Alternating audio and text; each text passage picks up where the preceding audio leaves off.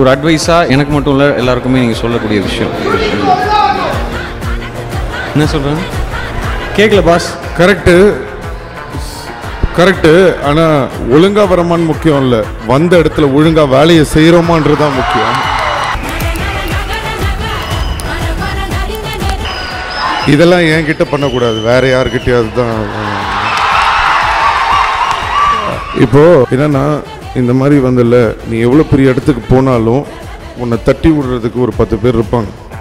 அதை பற்றி கவலைப்படாமல் யார் என்ன சொன்னாலும் என்ன தட்டி விட்டாலும் நம்ம வருவோன்னு ஃபஸ்ட்டு நீயே உன்னை நம்பலன்னு வச்சுக்கோயேன், இந்த உலகம் உன்னை நம்பவே நம்பாது. ஸோ அந்த ஒரு உன்னுடைய திறமையை வளர்த்துக்கிற அட் த சேம் டைம் நம்ம வந்து இல்லை கண்டிப்பாக நம்ம வருவோன்ற நம்புகிற மாதிரி அந்த கான்ஃபிடென்ஸ் உங்ககிட்ட இருக்கணும், அவ்வளோதான், அதுதான் முக்கியம்.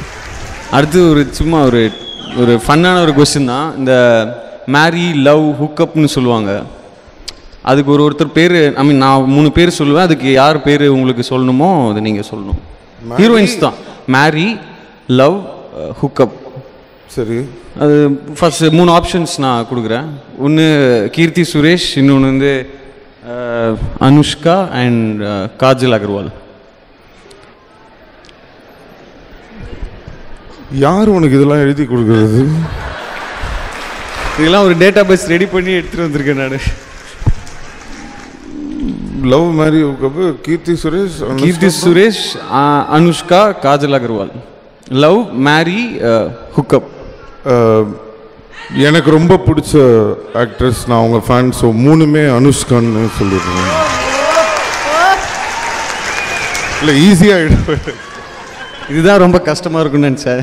உங்கள் அண்ணன்ட்ட ஏதாவது உதவி கேட்டிங்களா? அட்வைஸ், டிப்ஸ் ஏதாவது? இல்லை அட்வைஸ்னால் இது எப்படி பண்ணோம் அப்படின்லாம் இல்லை, ஜென்ரலாகவே நிறைய விஷயங்கள் அவருக்கு தோணும் போது ஷேர் பண்ணுவார். ஸோ அவ்வளோதான். போதும்.